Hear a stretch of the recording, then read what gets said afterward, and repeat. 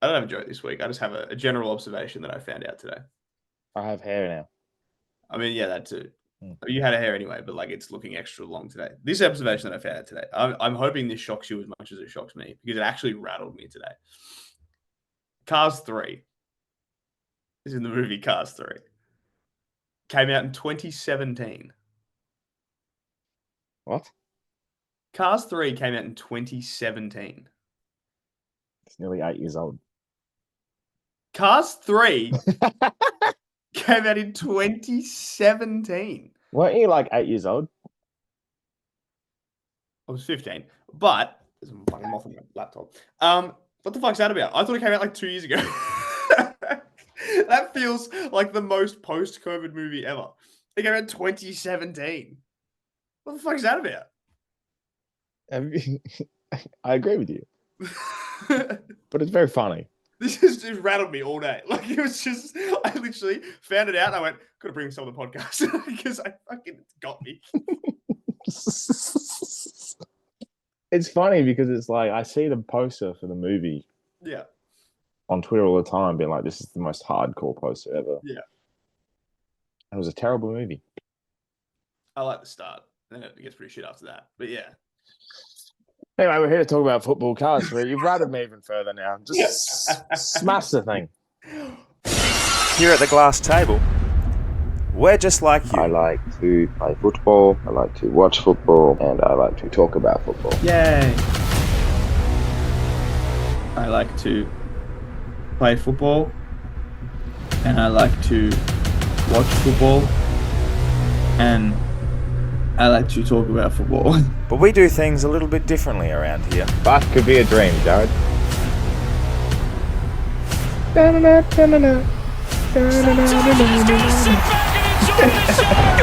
Stupid dick. Sit back and enjoy the show.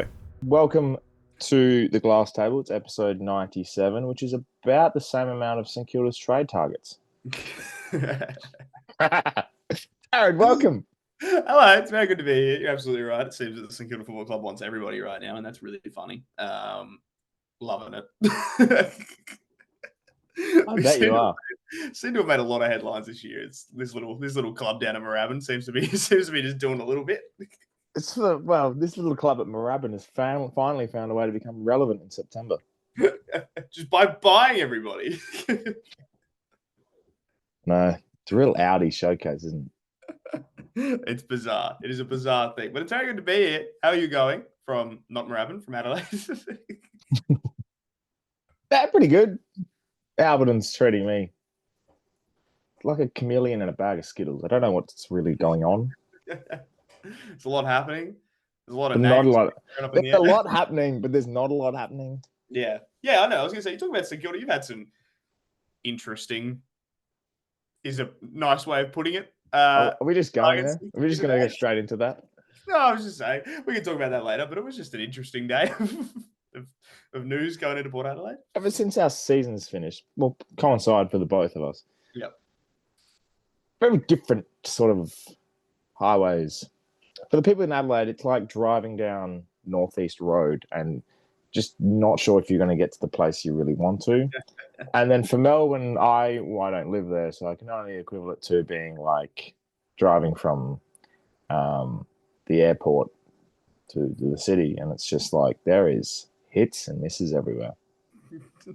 And it's longer than you think, and it's a lot of things happening all at once, and you think if we could just get to the next point, that'd be great.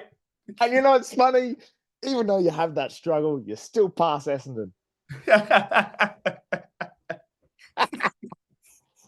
You're dead right.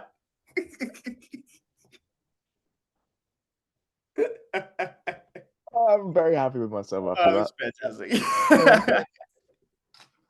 Yeah.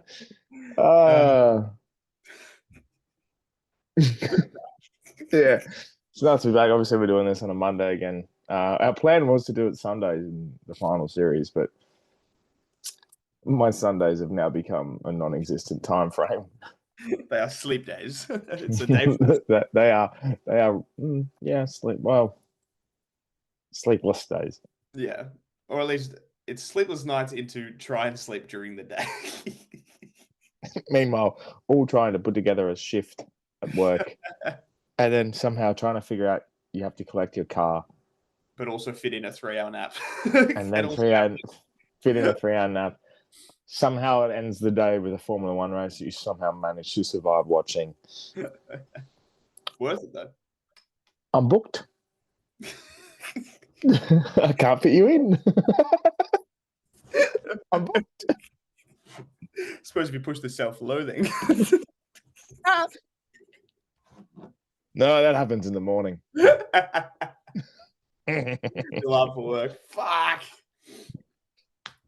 Oh, I thought I was talking about something else. Anyway, speaking of stupid sexy, Stupid sexy. Yeah, well played. Super sexy. yeah, stupid sexy. We've got, well, it's sort of an interconnecting one. We've done this a lot lately because we have the same minds and we have the same sort of attractions. Why we're best friends. Yes. It's funny, hey, that you know, we do this podcast, but it's almost like because you've got that St Kilda link, you're still trying to recruit me too, and my heart. Weird. Anyway, yeah, mine's David Swallow, because simply the fact that the fairy tale of the most remarkable thing happening is him playing a final. Damien Hardwick coming out saying he deserved his spot. I'm pretty sure he was a sub on Saturday night. Yeah. It was a sub, super sub, comes on. It's tackled without footy. It's a free kick every single day of the week. Absolutely. I don't care what anyone says. I've seen less paid for holding. Dobbs it. Yeah, well, has the feeling of knowing what it's like to kick the winning goal and then has the best result ever, it taken away, getting a point, and they have to do 9 seconds. Awesome. Ryan kicking the pill so high in the air that it takes 9 seconds to come down really wasn't the greatest thing. But like just sitting there and knowing it was David Swallow, get your first ever win in finals, the club's first ever win, the fairy tale, the man who started it all, finishes his journey the right way. It's incredible. And the win in itself was absolutely amazing. They played brilliantly. Like they were just well drilled. They played like an experienced final side. To do that, to go over to Perth, win that game the way they did, with an avalanche coming of Freo, Wharfie time was in full swing, and they still managed to find a way. The gongs were going. And Mac Andrew rises of all people. Once again, Mac. Freo, I've got one thing for you. I know it's stupid sexy, but one thing you need to target in the off-season is a defensive bone for Josh Tracy. Any of them at all would be lovely. I don't care if it's a little fingy one. I don't care. But it's amazing. Something to stand on. You're absolutely right. I don't know if you saw the quote after the game from Mac where he was like, I got sick of defending him all game, so I got him to defend me. It was awesome. Unreal quote. Unreal game. Unreal stuff from, David Swallow. It's like he meant it. Like he just got a little bit too close to the man on the mark and just had the thing. If I was that Freo player afterwards, I would have been so quiet. Would have waited to see what the result was and just 9 seconds from a centre bounce, quick clearance inside 50 mark can be done. Doable. St Kilda exactly. I've never seen a 9-second transition. Not from fullback. It's never going to happen. If I was that Freo player, it's just mouth shut. Do not say a word. It's all good. Incredible result, though. Fucking the script writers were fucking just pens on fire. Pens on absolute fire as they were getting that one done, which was unbelievable. Like, genuinely, you could not write a better moment in footy. Gold Coast first ever finals with David Swallow's first ever final. Obviously, longest player. Everything literally went right.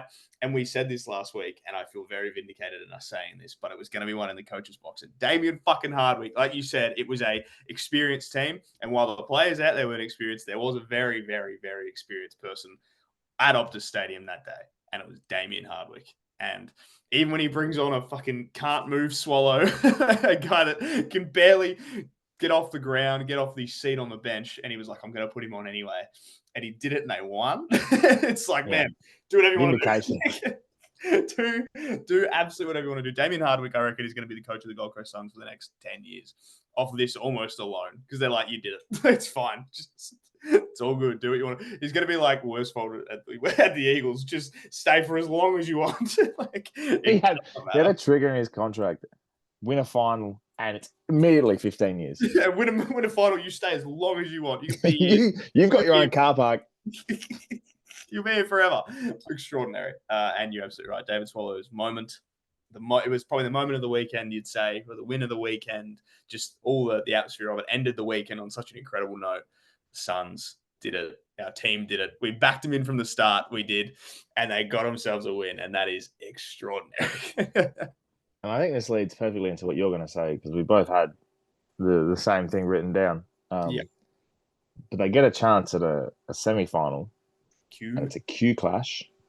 And it's going to be hot. It's going to be extra hot. It is going to be hot. We said last week, and like I just said, we said last week, obviously, about Damien Hardwick, and we said it was going to be one in the coach box. Something else that we also said, and we made a clip about, is that we would love to see the Gold Coast Suns play in their pink jumper. And about 2 hours ago, or whatever, a little bit more, they received word the AFL have ticked off the old pink jumper at the Gabba. Sold out crowd. Q clash. First time ever in a final series. Sold out. Oh! They're wearing pink. So excited. Like it's Took Miller is going to be running on the Gabba wing with all pink. In a final series. David Swallow is going to play as a sub in pink. He probably won't play again. I feel like he's done. I feel like they're going to be like, you good? Nah, you have to play. Do it again, Dimmer. Goes a sub. But yeah, like it's a fairy tale that's going to be completed with a pink exclamation mark. And they are, as of right now, as good a chance as they could possibly ever be of winning this game because they are pretty healthy and Brisbane are not. They're two-time Brownlow medalists out for the rest of the final series. Eric Hipwood out with, by the way, partial ACL tear, playing like 16 games of partial ACL tear. Fair effort, Eric. But yeah, it makes me look shit, doesn't it? Yours is a bit different to an ACL tear, but they are wounded and it might be a sniff. Mm-hmm. Country Roads is breaking. But no, Pink's fantastic. David Swallow's fantastic. Go Gold Coast. Well, we might as well talk about the weekend. Yeah. Started on Thursday night. Can you hear that? I can still hear some booing. Oh, God. Still hear the booing. It's crazy. It's weird. Anyway, don't know if that's got anything to do with the fact that they were dominated by the most incredible finals team. The most incredible team. Yeah. Like I said about Damien Hardwick, Craig McRae. Yeah. So I know this is his 4th year as coach. But the mentality of being able to rock up and deliver on the biggest stage of them all, very few coaches can do it. Oh. Damien Hardwick. Seen Chris Fagan do it during the year and last year delivered. Yep. Craig McRae. These coaches know how to deliver, know how to get their team up to perform at the highest level at the most crucial time.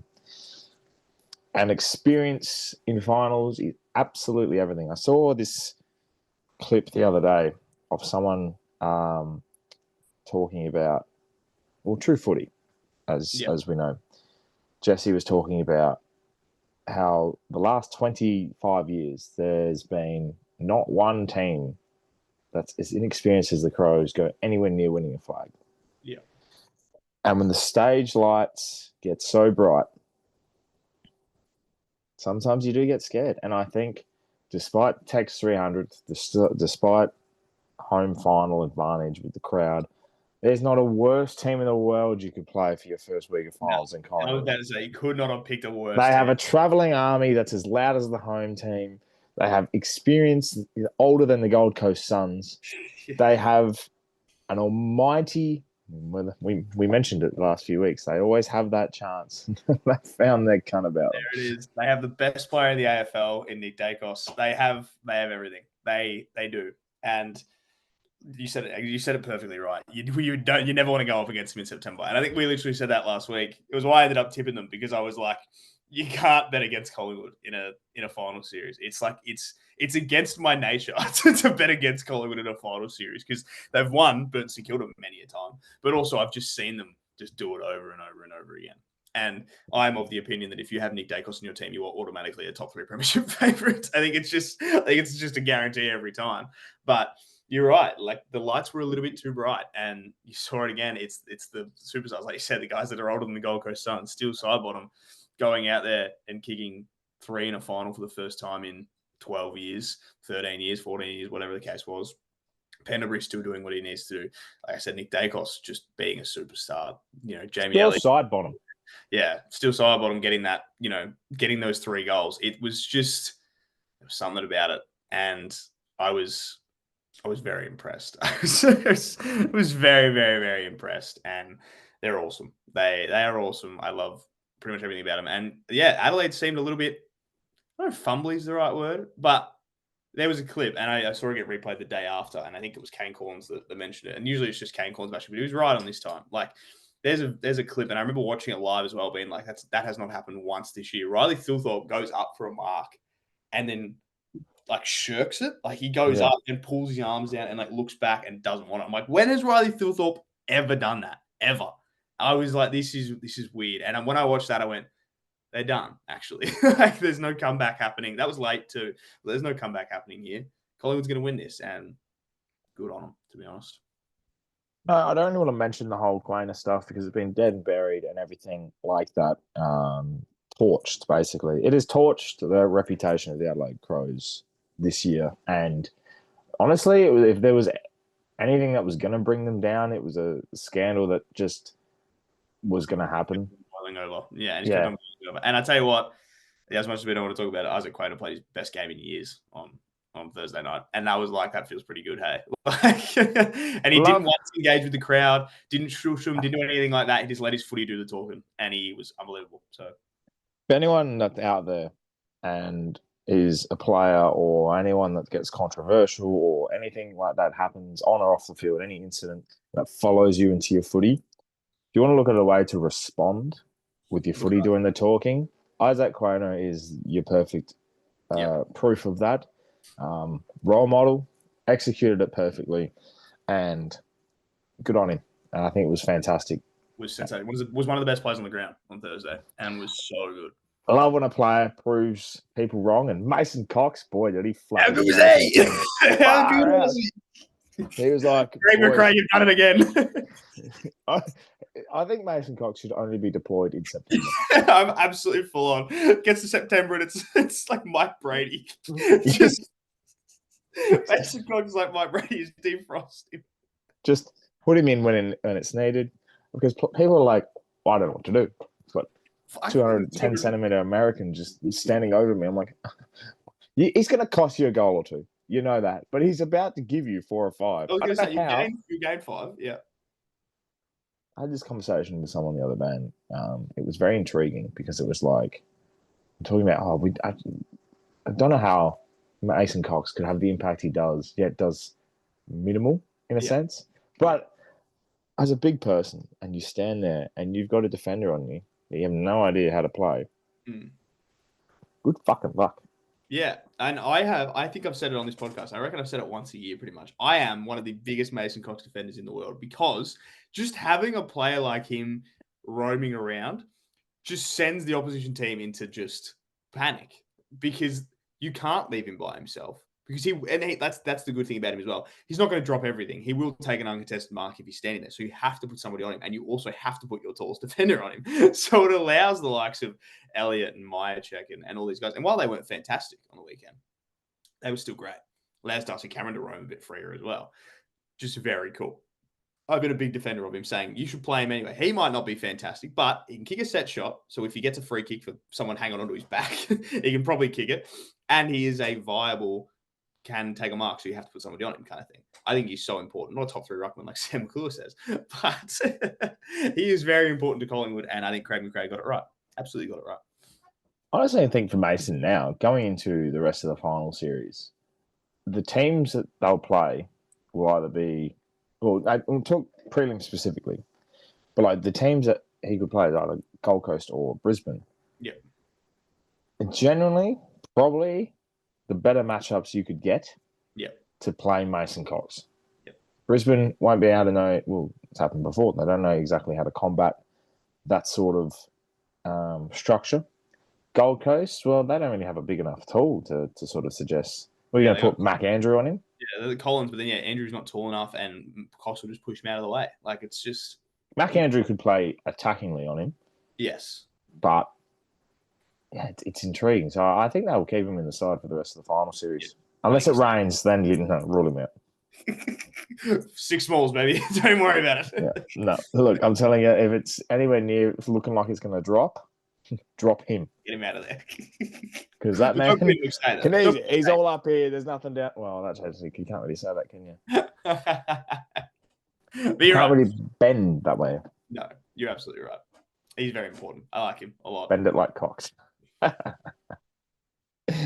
yeah, I think I'll talk about it a bit later, but the momentum of the Crows is now completely gone, and it'll be all up to them to decide whether or not they're good enough, because they are facing the battle of potentially being a straight sets opponent, like facing straight sets, and for the first time ever, I think the top team to be out in straight sets, which will be wild.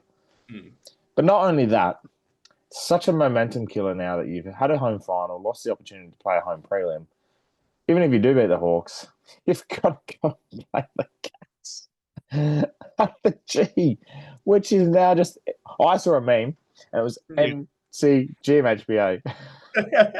They're too good at it. They're very good. Maybe you just stop and call it now. Cats, Collingwood. We called it around 12. Yeah, we did. And when Geelong won, we said, hey, we said this is going to happen. And we've said this before, and you said this right about Collingwood too. They have this incredible knack, both these teams. And, you mentioned the coaches before. Chris Scott is absolutely in that conversation with Fagan and McRae and Dimmer. These two teams are really good at pretending like they're not good. Like they're really good at making the general public forget that they are unbelievable. And then it gets to performances like Thursday and Friday where the Cats never even looked like losing. Not once did they even look close to losing that game. Even when Cam Rayner dove like he was on the Olympic team, did they ever think they were going to lose that game? And Jeremy Cameron made up for his whole All-Australian captain thing by pulling all the boys in after that and saying, fuck, chill out. Like, we're going to be all right. And he brought them all in, and they came out and absolutely dominated the Lions, and it never looked close. The Cats are incredible at doing that. Because coming into this finals, yes, there were people saying the Cats were good, but everyone was just like, man, but the Lions, how good are the Lions going? They're really on a roll. Not many people were talking about the Cats. And then they come out there, they blanket Hugh McCluggage, and funnily enough, right, who would have thought if you tag out an All-Australian midfielder, that team's best player of the year, they're shit. Who would have thought? What? I never would have pictured it. Wild. What happens if you take their best player out? Yeah, they're bad. They're a bad team. Yeah. Unbelievable. Terrible. Not a bad team. They're obviously still good. But the thing with the Lions is they've had these performances this year. Yeah. They have. And they've responded really well, which scares me for the Suns this week. But also, we've seen it against against the Suns earlier. Yeah. We've seen prior performances where they've looked average. They look like they haven't been able. Once they lose momentum in a game, they can't drag it back. Not like Lions last year, where they found a way to win things and found a way to hold off teams. They were in this at stages, but you just knew that even at 15 points, it was like they're way out. They're okay. Yeah, I think it was like as well. not like the Lions. The Lions, like if their stars don't fire, the rest of the team kind of doesn't fire. The Cats are a little bit different to that. Jeremy Cameron had an unbelievable first quarter, but then did not touch it after that. Bailey Smith didn't have one of his greatest games. Max Holmes was okay, but it was Ollie Dempsey and Sean Manor and Ocean Mullen, all these guys that just like that next rung that just took the piss.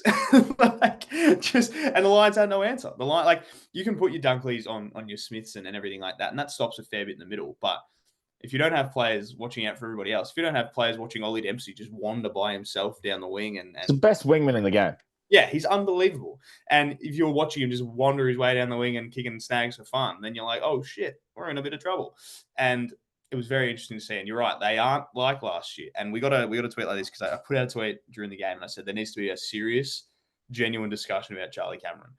And we had a reply, and it was like the Lions have kind of been hiding this form. Like the Lions have been good enough to get over it, but his form has been a serious problem. And now it is getting to the point where it's like you're having like 4 touches on qualifying final at the G. Like, come on, Charlie. Like you can't just kick 5 at the Gabba and dance your way home. You got to do it everywhere. And you kick the first goal of the game, and it's like maybe he's on, and then he was just unsighted for the rest of the day. So when their stars are off, the Lions, they are off, and they can't afford to keep doing that. Losing Lockie Neal as well definitely hurts. I think losing Lockie is blown up a lot bigger. I think it's more the personnel is the reason why this is getting the run. But I think the Lions have actually played pretty well without him this year anyway.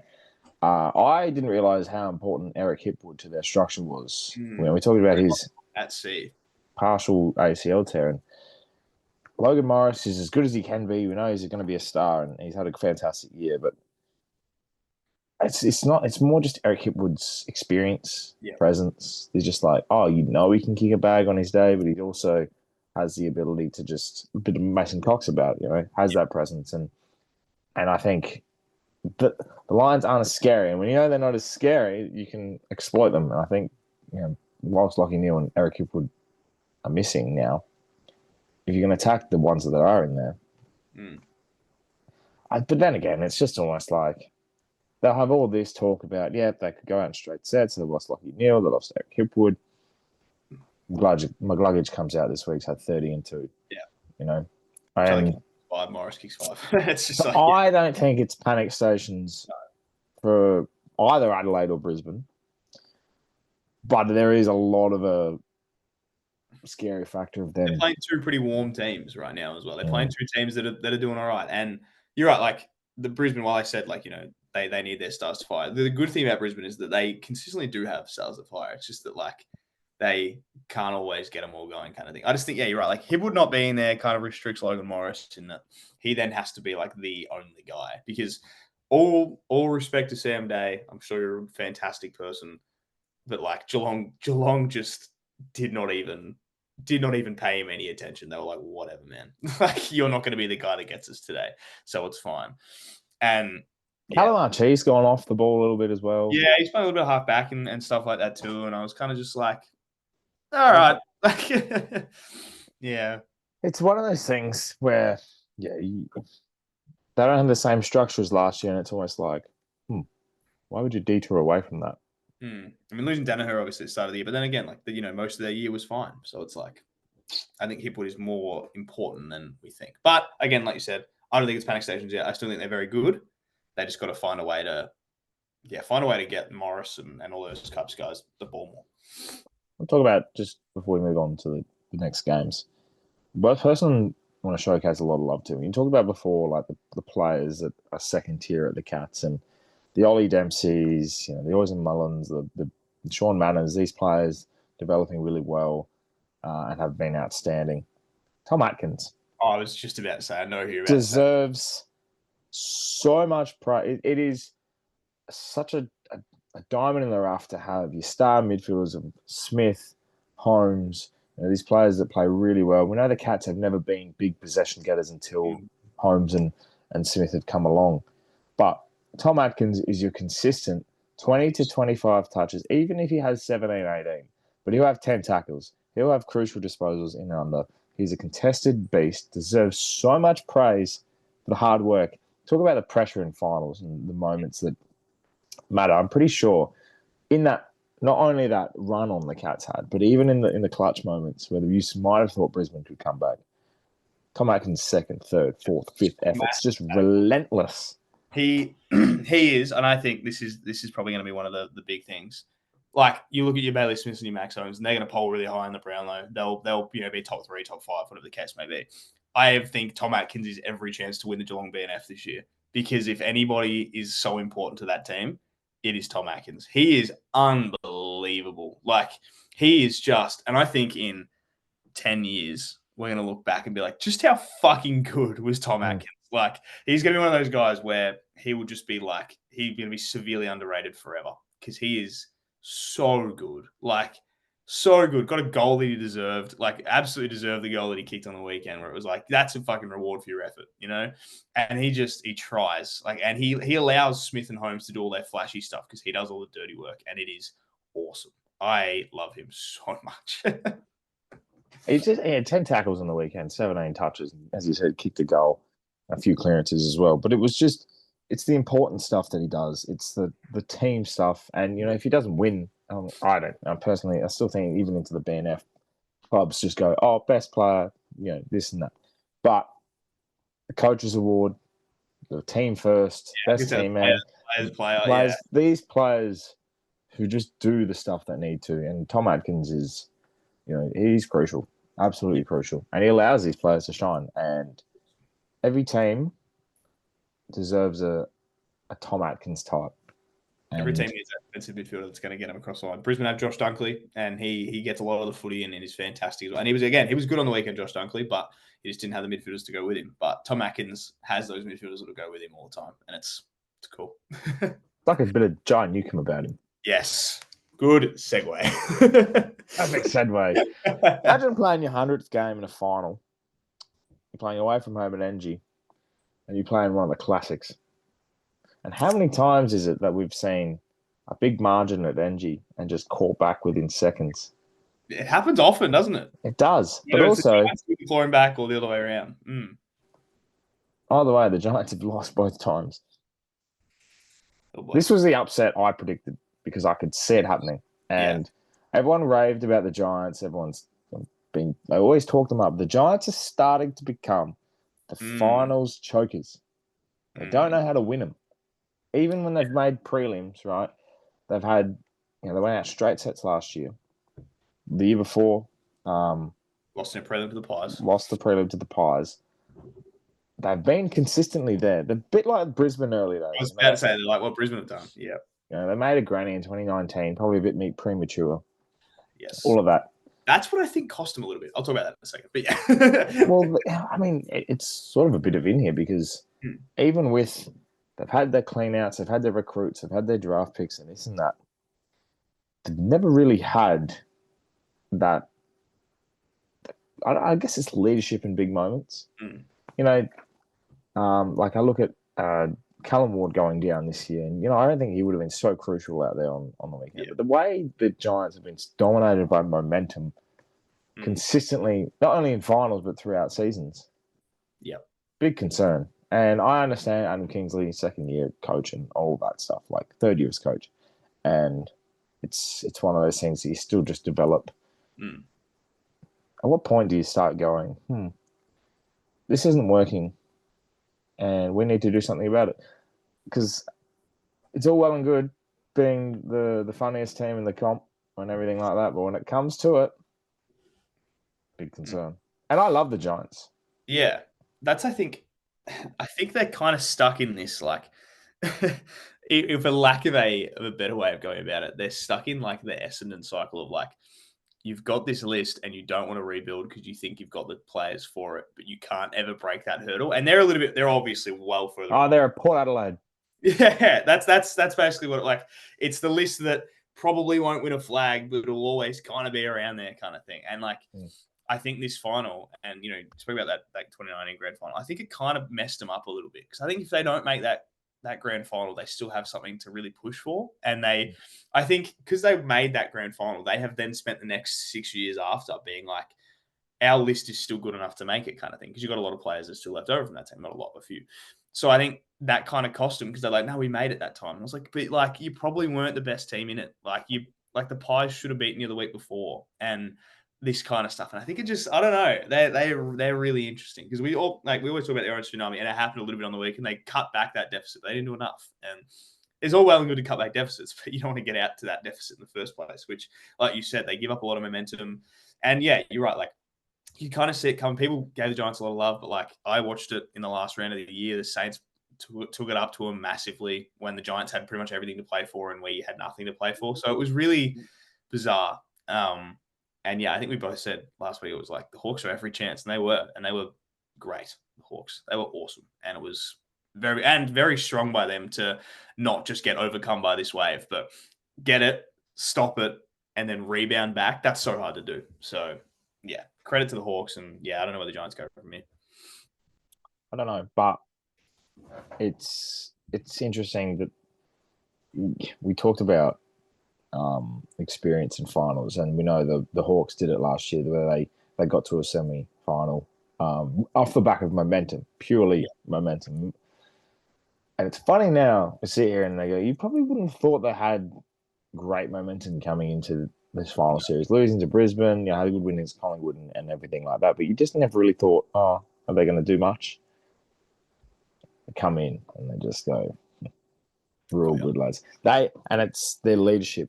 And I really like the Hawks' leadership. I know it's failed them at times, but Jarman Impey, Jai Newcomb, Carl Amon, Blake Hardwick, Dylan Moore, these types of players stand up in the moments when they need to. Yeah. And they were fantastic. But I just want to shout out in particular, we gave them a lot of bashing when it got to the All-Australian night, but Josh Battle and then Tom Barras. They've been awesome. You look at the Hawks, and they went out and they recruited these players, and you go, oh, I'm and aren't about this year and whether or not they've been good enough. But those two in particular on the weekend, and Christine, they were fantastic, and they showed exactly what the Hawks wanted out of them. They got an almighty job coming up against the Crows this week with their three-headed dragon, but like you come off that type of win and it's away from home, it galvanizes you. Yep. They are probably going to go early here in Jinxon, but stuff it.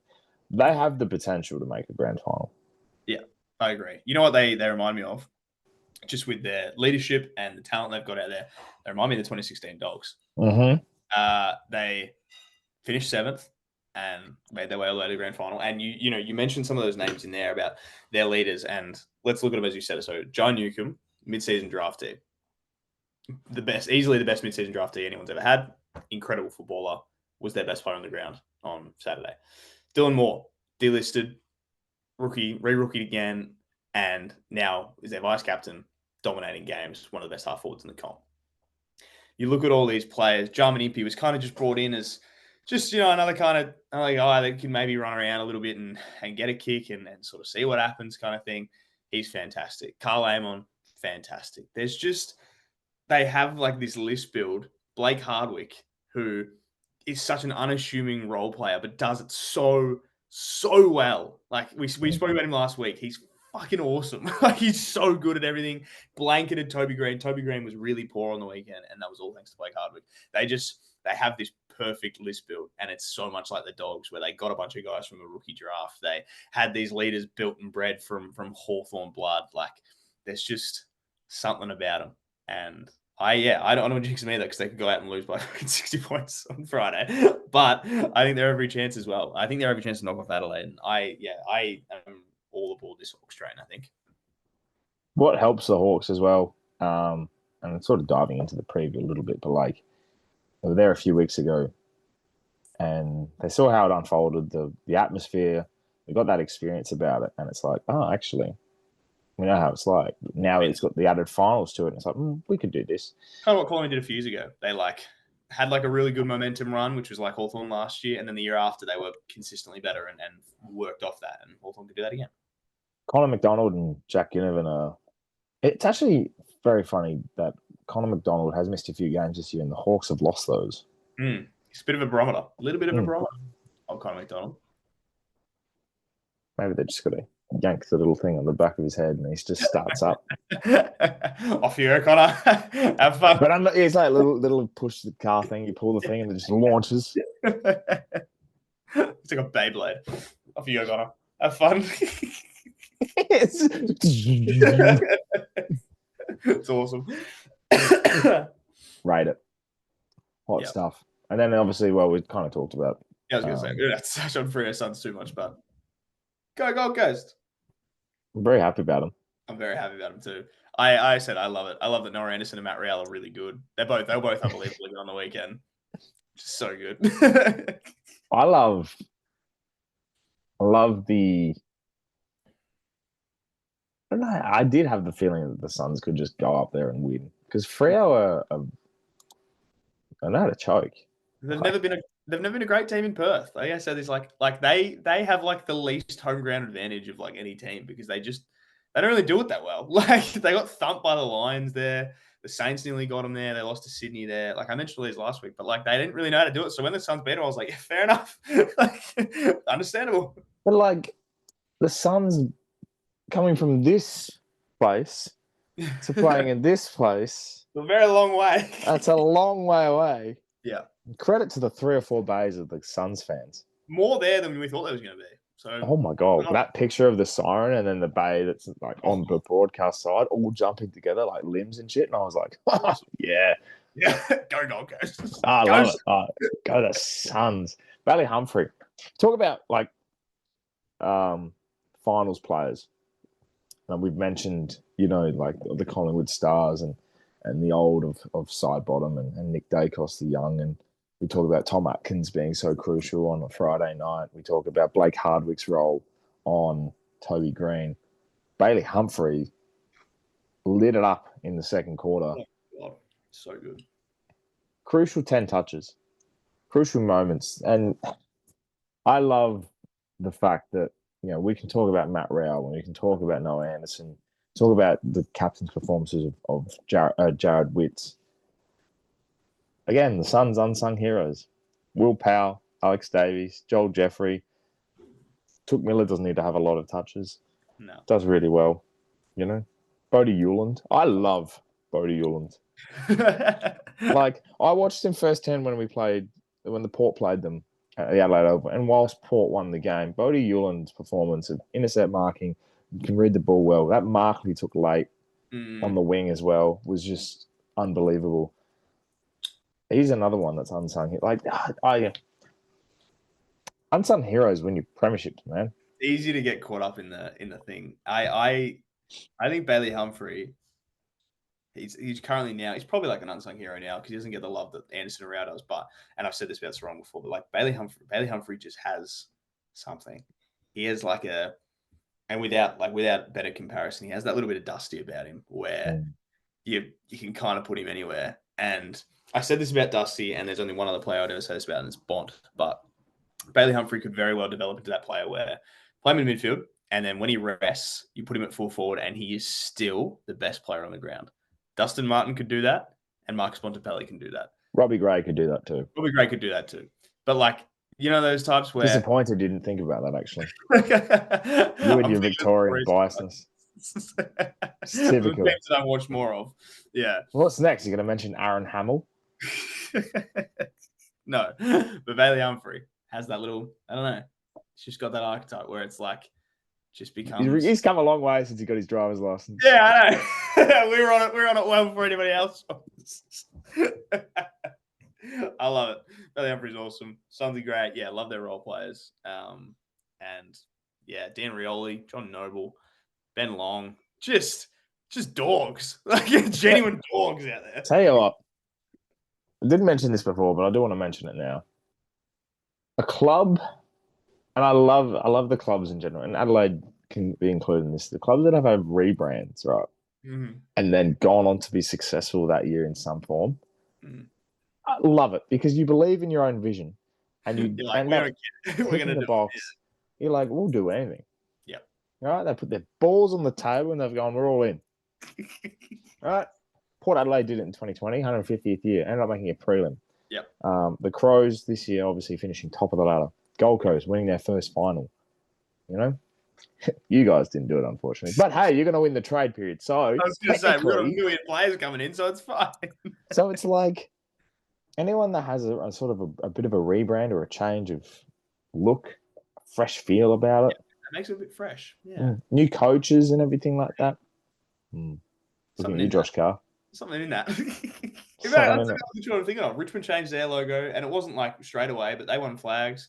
Collingwood changed their logo. They won a couple of flags. It's just something. It's just something.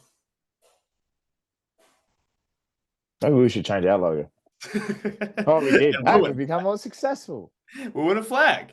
Imagine that. We changed our GT logo and we both got new jobs. Something in that. Rebrand as the TikTok. Speaking of rebrands and changing, what changed the last touch rule, apparently? What are your thoughts on that? I like it. I think it's better than what we've got with our horrendous state of boundary umpiring at this point. I think taking as much of it out of the hands of the boundary umpires as possible, which they're obviously still there. I think you need to make the boundary umpires adjudicate who it came off last, kind of thing, because then that adds more to the field umpires, and that'll just blow their brains up, I think, because they already can't do anything, which we saw with Cam Rayner on the weekend. But I like the fact they're going to do it. Sandfield's been doing it for a little while. I think it's a good idea. I'm for it. What are you? Are you for or against? Absolutely for it, because junior level, not just the sample, it's junior, it's the whole. Imagine you do all your development, you do all of your junior footy, all your senior footy, playing the seniors, playing the sample, your reserves, everything. You build up to the moment. And then you make the AFL, and there's a whole bunch of new rules you got to learn. Right? Yeah, I agree.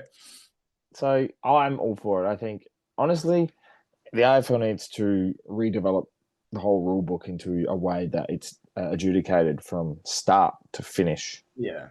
It's too nitpicky. It needs to be more objective now. It needs to be more objective than subjective. Like, it needs to be so clear, or as clear as you can make it. Obviously, some things won't be, but try. Try as much as you can. You can't have rule 1.1, 0.2, 0.3, 0.4, 0.4A, 0.4B, 0.4C, 0.4C, 0.1. Like, all about the same fucking rule. Yeah, I know.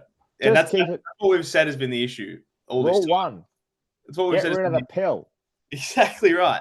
We've always said it's the fact that they've then tried to make rule changes to the rule changes that has then stuffed everybody up. Whereas if you just go back a step and figure it out you go back one, and then everything else becomes a little bit easier after that. We'll make the game go quicker. That's going to take a couple of minutes off. There's no adjudication. I love the idea of the boundary umpires calling what it is, because that way, they're saving time. They're not discussing it. They're not coming over. There's 30 seconds of the game. You don't lose.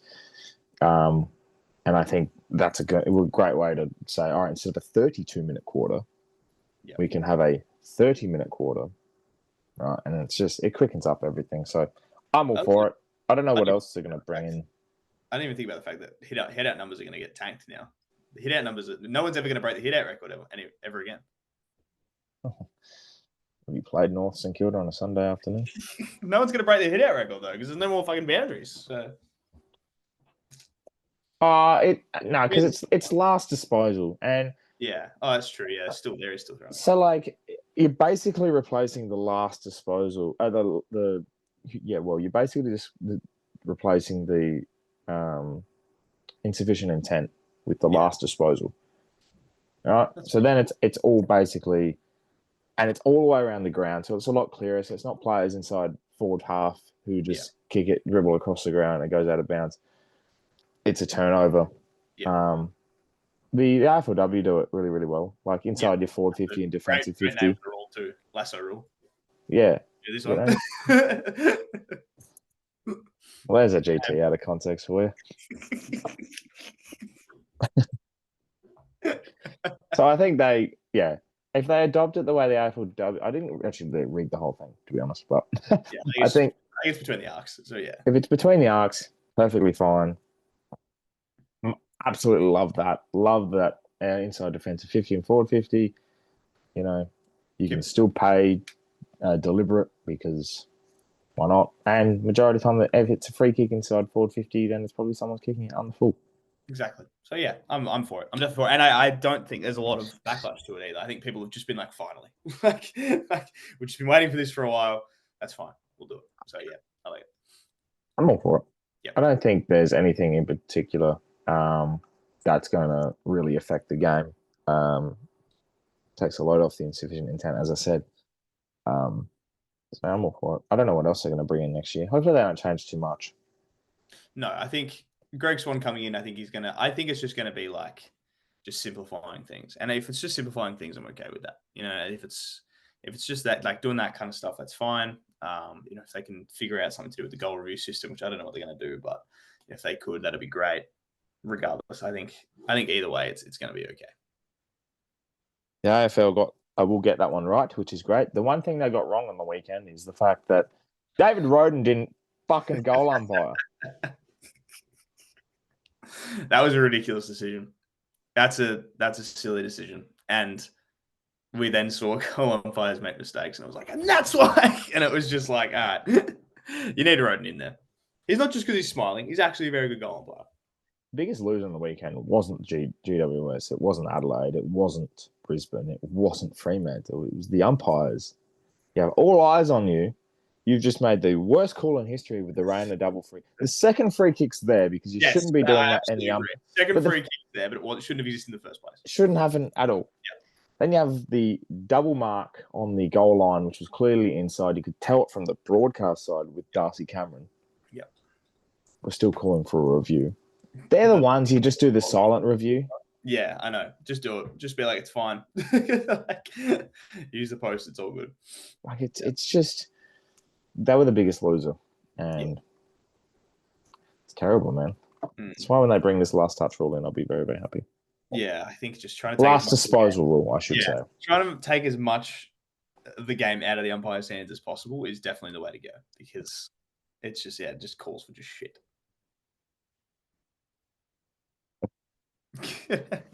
Hey, are you targeting any goal umpires or field umpires to trade for in the off season, Jared?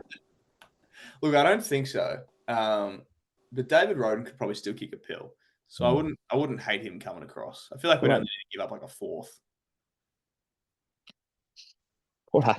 Port traded pick 86 for it. Used pick 86 in the 2006 draft for him. So anything lower than that, you're paying unders. So it's fine. Yeah, we're paying unders, so it's fine. So a lot of shit going on. Yeah, a lot of draft trade things. There was last week on Gettable. It was like a 40-person fucking trade thing, and I was like, Jesus, there's a lot of guys moving, and a lot of guys that I just don't know. And like using for an example of Power One, Jacob Ware. I watched him. I don't know. Play. I watched him play a ripping first quarter against the Saints at Norwood. Yep. And I was like, wow, you've been good. I don't mind you. Didn't see him since that quarter. No, he existed until the other day. Where did he go? I don't know. Existed until there was a power trade target. I know, but it's so funny when you're a supporter of a club and you see players being targeted.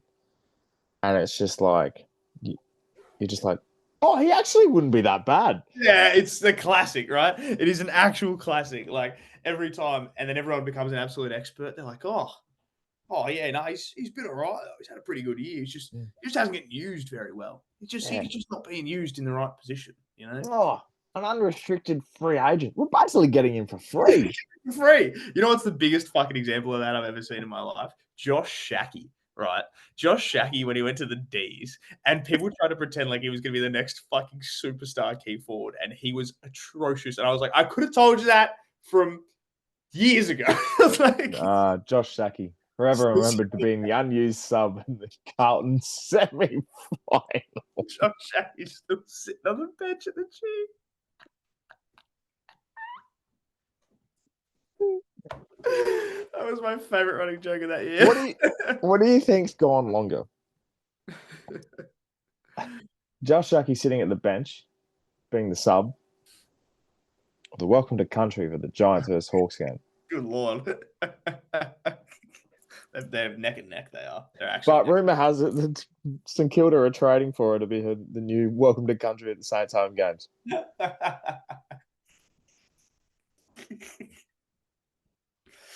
Yep. Probably a late fifth. Late fifth's fine. Late fifth will be okay. It's a bit controversial, that one, but I think that'll be not too bad. There's been some insane trades this week. Just the amount of random things that I've seen this week have been bizarre. It's very funny though. Jesse Motlop to Port, apparently.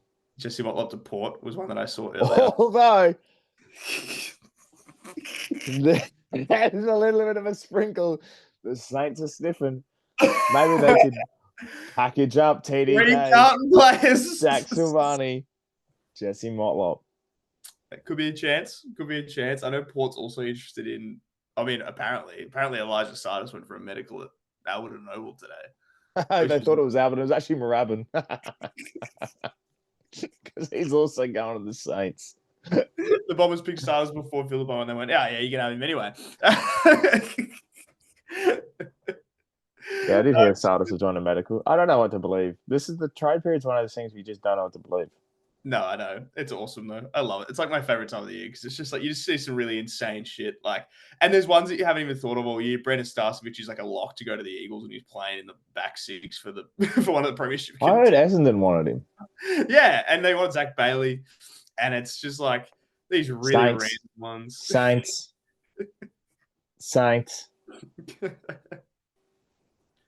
Campbell Chester requests to trade to the Blues today. Hey, did you say Blues? Hang on. Go to the Saints. Hang on. I'm receiving word. He has already requested a trade from Carlton Security Football Club.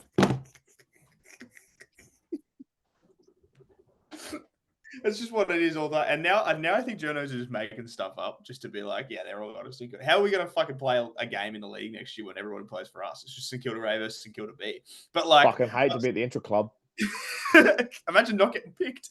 I feel like, seeing, like, I saw today all this stuff about like unlocking Curno's trade, and it's like Charlie Curnow for Jed Walter. And I'm like, they'll both be at St Kilda anyway. It's fine. So I'm just like, whatever.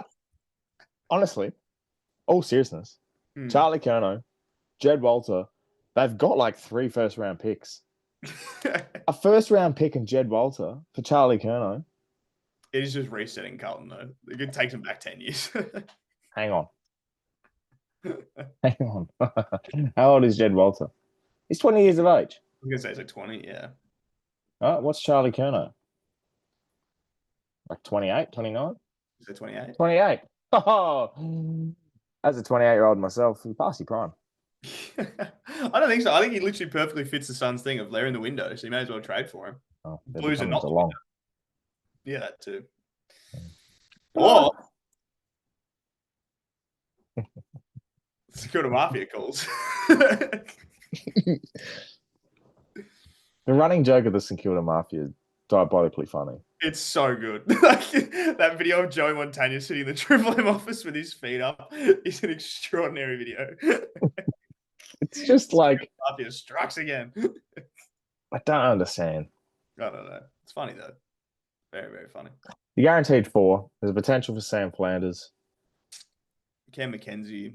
There's just like random little ones here and there, but yeah, there's a guarantee. 2 free agents, 2 trades. The 2 requested trades and the 2 free agents, and then it's kind of just a little smattering of whatever else can happen at the time. And goodbye, Marcus Wintager.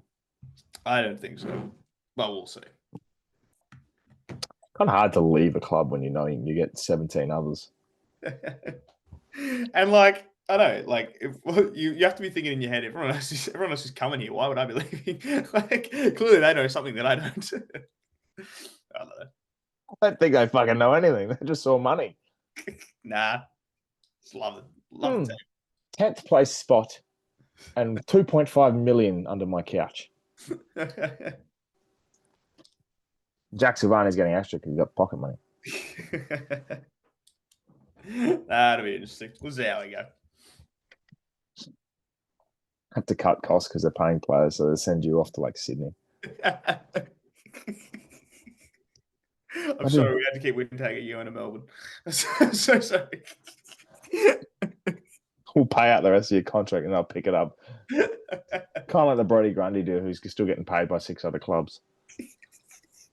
I heard the thing the other day that Adam Treloar this year was the final year of Adam Treloar getting paid 300 grand by God. Hasn't played there in fucking 10 years. Imagine, just imagine your tax agent trying to figure out where is this money coming from? what costs are coming through. Oh, extraordinary. Oh, a bit of time till we get trade period. We might as well tip this week's games. Yes. More footy to be had. 2 games of football, Friday night, Saturday night.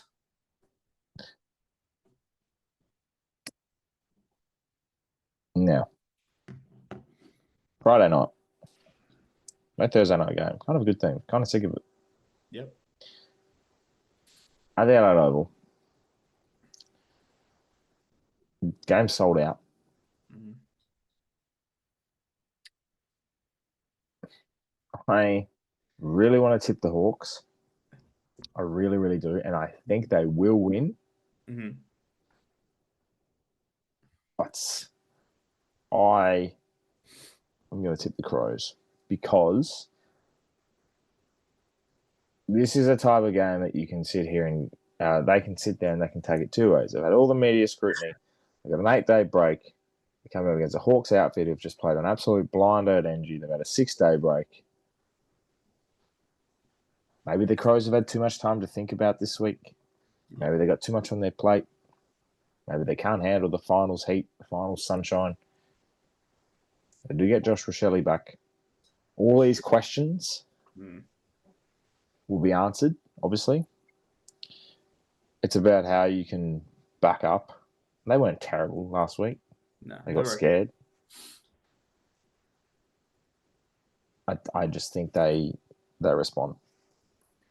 I think I would agree. I think they are too good and have been too good this year to fall off so dramatically from they're incredible to this kind of thing. And we were talking about this before, but we've seen this story before with the Hawthorn Hawks coming into a semi-final in Adelaide against a team that has been scrutinised for their performance the week before, and everyone goes, they're not going to have it in them. They got too scared. They don't know how to do this final stuff. And then they come out and they lose and they have to get on their plane back to Melbourne. Hence, etc. As much as I would love to tip Hawthorn, because I'm like you, I do think they have every opportunity to win this game. I just think Adelaide are going to be a little bit too good. As much as I love Newcombe, I think Adelaide's midfield is really good. Jordan Dawson's fantastic. And I think the players that didn't perform up to their standards in the first game are going to turn it around a little bit. I think Thilthorpe's going to have a better game. I'm going to go the Crows as well. I'm tipping the Crows by 11. I'm tipping them by 19. I did have a bold prediction this week, and I was, I don't know if it's really a bold prediction because you only got 2 games, but I think this year is a year we could get a double straight sets. Now, very different reasons. We look at Port Adelaide and Melbourne, who went out a couple of years ago. 2023 was the last time we had a double straight sets, and we spoke about it off air as well. 2014 was the one before that. Yep. So it doesn't happen often. But the teams that are in it this year and the situations that are in injuries for Brisbane and form, Adelaide's inexperience and questionable reputation now, they're going to feel like both sides are, and it always is the mentality. When you go into a semi-final after losing your double chance, you have that backs against the wall mentality, and somehow teams always do find a way to win, which will Port Adelaide do it perfectly last year. That was the prime example of you get pumped by 80 points the week before and somehow you come out and beat an informed side. Beat the hottest team in the comp at the time, yeah. Can it be done again? I don't know. I'm not sure. I don't trust these teams as much as previous teams that have lost qualifying finals. Yeah. You know how as a neutral, you have that look at a side and you go, I actually don't know if you're made enough for Me it. with Melbourne every time. Me with Melbourne every single year was, you guys aren't this. You aren't up to it. I don't know. So, yeah, I agree. I think I would say, there's every chance it's 2. And my next tip will tell you that there is going to be at least one straight set exit, I think. So I'll get to that in a little bit. But yeah, I just think neither of these two teams are at like dangerous. Like neither of these two teams, I'm comfortable at all in winning this game. Like there's no chance, even in this, and also very appealing that it's first, eighth. Love that. Big fan. But Yeah, hey, that is a real big big appeal. fan of that. Eighth knocking off first in finals is what I'm made of. Mm-hmm. Yeah, just good September stuff. Underdog. So the storyline's there, and away from home storyline is there. But I think the Crows are going to do it. Brisbane, on the other hand. Touching on that first eighth thing. Yeah. We're talking about the Crows coming back and bouncing back and showcasing to the league that they are. And that's probably the if you're a betting person, that is the storyline you choose and kind of the script I'm looking at and thinking what's going to happen.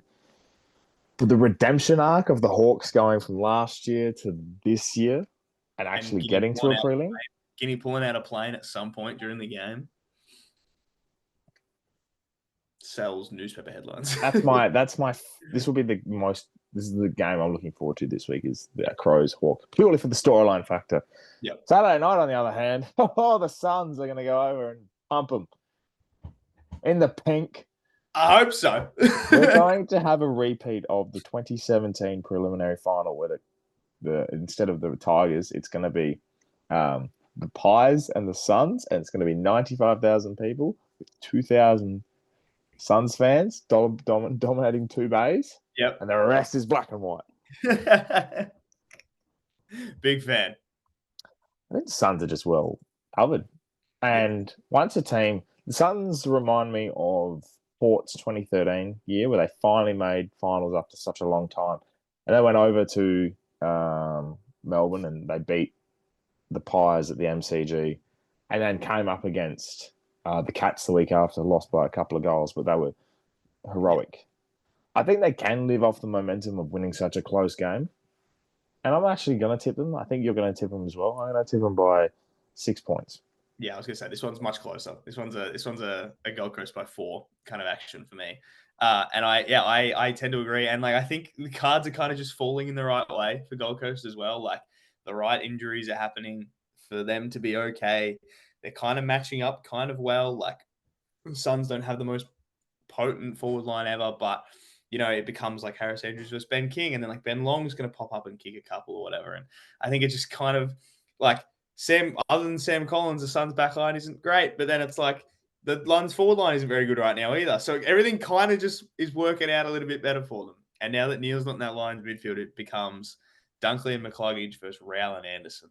And I am just, it's a lick your lips kind of territory. That is just let's fucking get into it kind of thing. And I'm keen. And I think the Suns are going to get over it. I think they're going to do the job. And they're going to go to a prelim final by 4 points. Give me one matchup for Crows Hawks.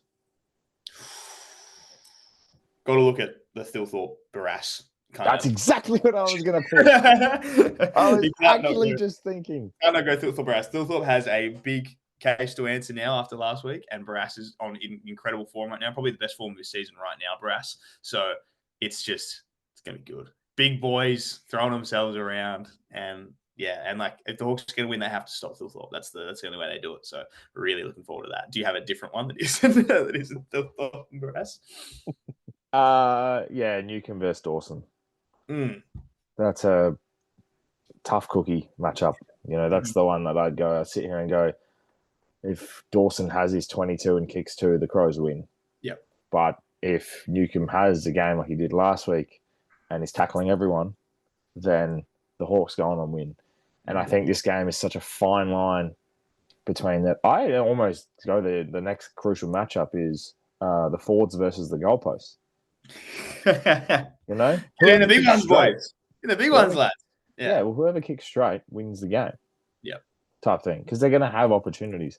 Difference is, and I've noticed this in the transition from the Crows not having Rankin, Collingwood won by 4 goals on Thursday night. And the game before they played, Rankin was playing, they won by 3 points. Is Rankin that 4-goal difference? And Rankin is a great footballer. And the same thing happened in the last game the Hawks played at the Adelaide Oval. Rankin kicked 3. They won by 3 goals in the end. the difference. Is I would love for the storyline to be that the Crows lose their finals campaign because of this ranking situation. Because then South Australia up. it would, yeah, it would. Well, not Alberton. Actually, no. What? Actually, I heard there was. To be fair, there's a nightclub in Port Adelaide apparently tested the speakers on the weekend and nearly burnt the place to the ground. That's how loud it was going. So, I mean, we could join in blowing up the state by simply having a party. It'd be a serious story if Rankin suspension is what costs them. And you already know that if they lose this week, you already know that's what Adelaide's going to run with, and then it becomes the AFL's fault, and then we don't need to touch on the Rankin stuff. But yeah, I'm worried for my job. I was going to say that Tyson might fucking have a conniption.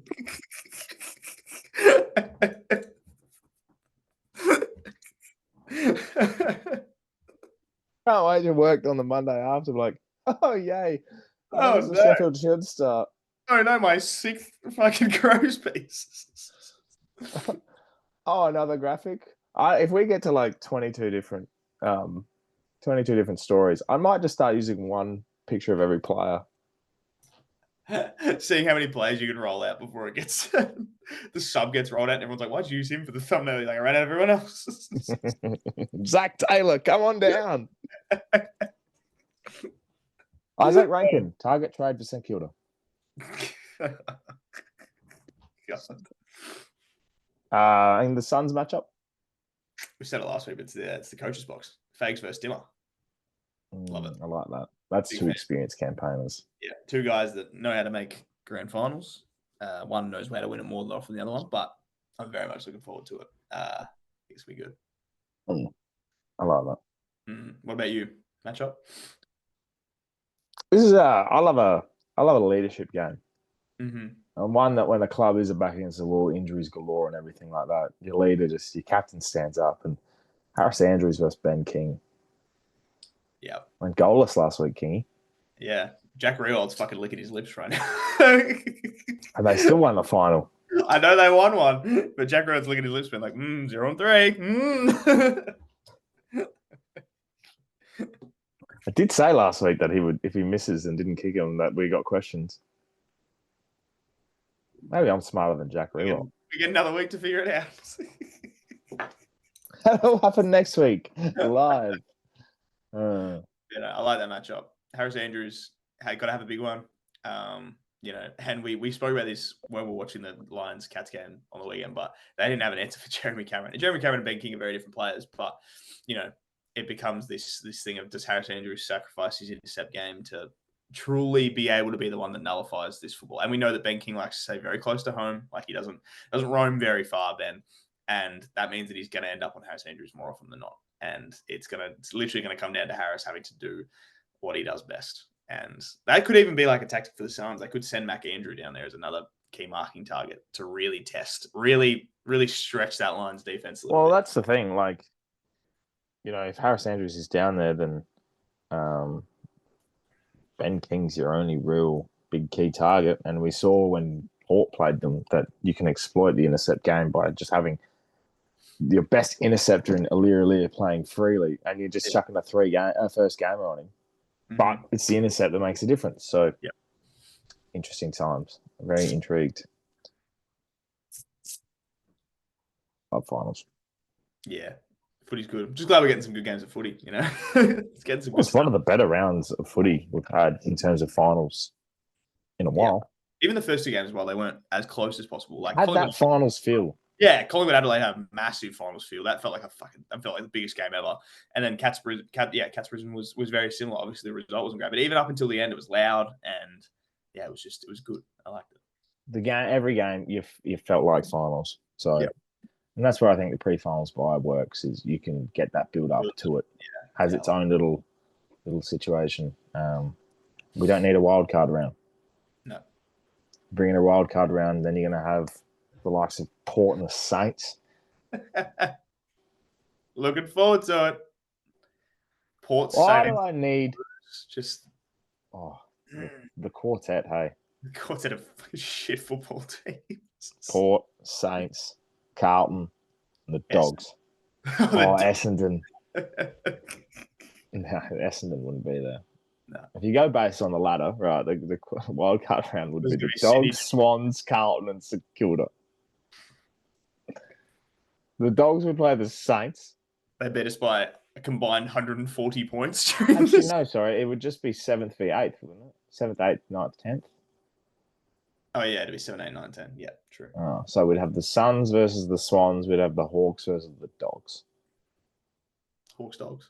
And then you should have a Constellation Cup. Yeah, I was going to say, have your Constellation Cup so you can win the rest of it. I like that. Yeah. And then you got Carlton versus Kilda, Port Adelaide versus Melbourne, Essendon v North Melbourne, and Richmond v West Coast.